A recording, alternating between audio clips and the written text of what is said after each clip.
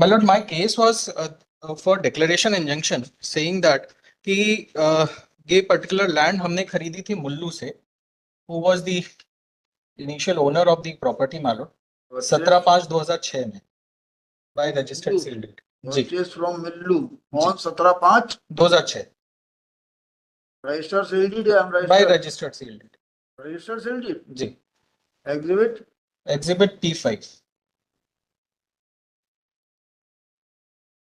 ये 116/9 है 0.83 है ना? जी जी. Exhibit P5. हाँ. और तब से आप कब्जे में हैं? तब से हम कब्जे में थे. दावा क्यों खारिज हो गया? इसमें हुआ ये कि इनका ये कहना है कि हमारी जो जमीन थी title and position on the basis of this registered sale deed, on the basis of this registered sale deed, my lord, but the position is that कि वहां पर एक नहर निकली और नहर में कुछ जमीनें जो हैं वो एक्वायर हुई.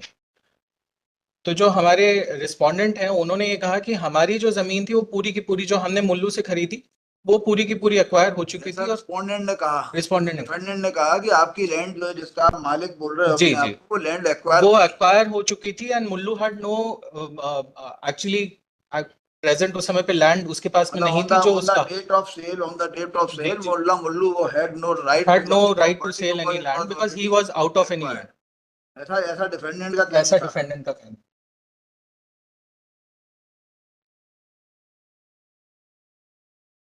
On the basis of this sale deed, my lord, हमारा नाम 4/1/2007 में it was entered in the revenue records by the tehsildar.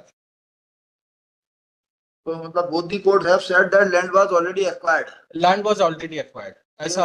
Therefore you don't acquire और वो मुल्लू के पास में कोई राइट नहीं था, कोई लैंड ही नहीं थी तो वो बेच नहीं सकता था. तो एक्वायर हो गई थी ये वाली बात जो है. एक्वायर में माय लॉर्ड हुआ ये है कि देयर आर 2-3 डॉक्यूमेंट्स जिसमें एक डॉक्यूमेंट ये है कि एसडीओ जो इरिगेशन का है उसने ये लिखा कि पूरी की पूरी लैंड इस पर्टिकुलर खसरे से एक्वायर नहीं हुई थी.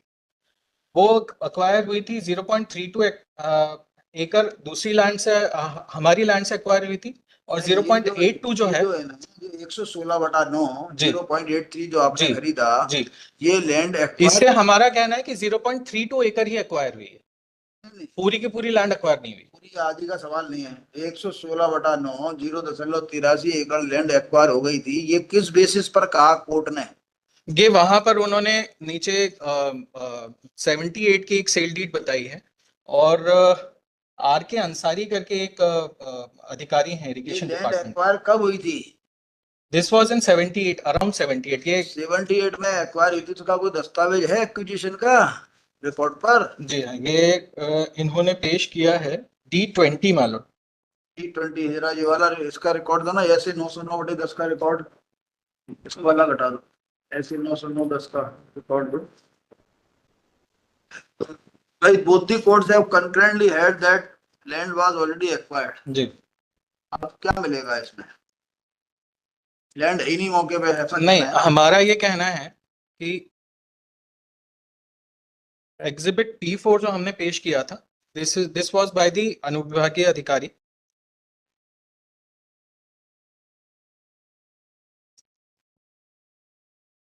और ये डिस्प्यूट है कि वो एक्चुअली में उतनी पूरी एक्वायर हुई है कि one small part was acquired. तो दस्तावेज इन्हीं के हैं.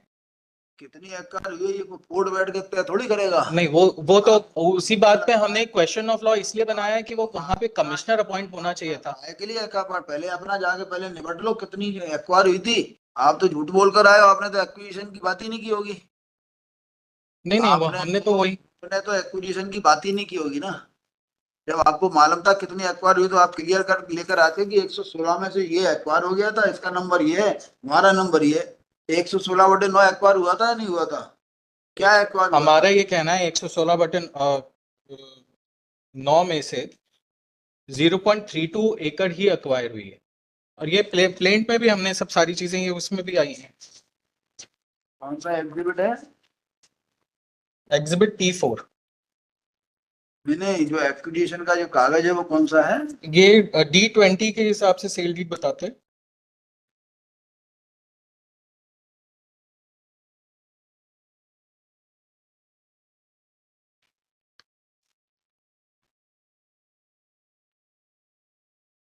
T20 क्या T20 कोई कागज लगाया है यहाँ पे? या D18 भी है, D18 में उसकी सर्टिफाइड कॉपी शायद उन्होंने पेश करी थी।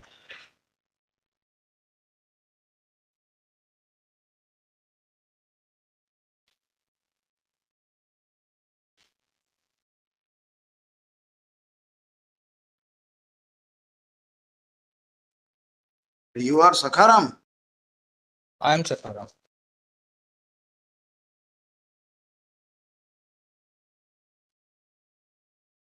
मुल्लू की जमीन कितनी थी टोटल? मतलब वैसे तो 10 एकड़ जमीन थी, वो अलग अलग समय पे उन्होंने बेची थी। हमने जो खरीदी थी वो 17/5/2006 के देखिए क्या है कि बेईमान आदमी है मुल्लू, जी तो आपको उसने फंसा दिया। जी अब मुझे आपको पूरा हिसाब आपको देना पड़ेगा कि मुल्लू की जमीन कितनी थी, उसने कितने लोगों को बेची और कितनी बची थी, तब आपको सक्सेस मिलेगी। हाँ जी।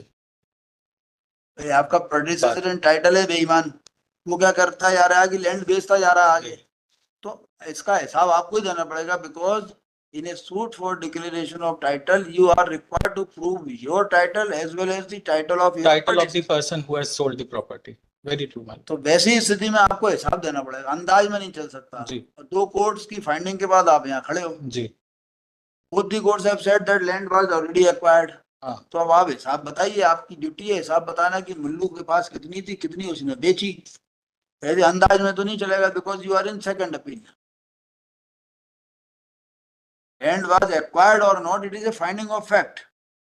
वो ट्रू है, बट हमारा ये कहना है कि वेरी डॉक्यूमेंट्स हैं इरिगेशन डिपार्टमेंट के, कहीं वो कुछ कह रहे हैं कि नहीं इसमें से इतनी एक्वायर हुई, अब ये उनके कहीं वो कुछ केस कह के रहे हैं हिसाब कि इसमें से से, इतनी उनके केस एक्वायर। के हिसाब से आप अपना केस तो नहीं बनाओगे। आपको तो अपना केस, जिस दिन आपके ऊपर जो है काले बादल छाए हैं, सामने वाले ने कहा लैंड एक्वायर हो गई, तो आपको उस दिन सोच लेना चाहिए था कि हिसाब क्या है जमीन का।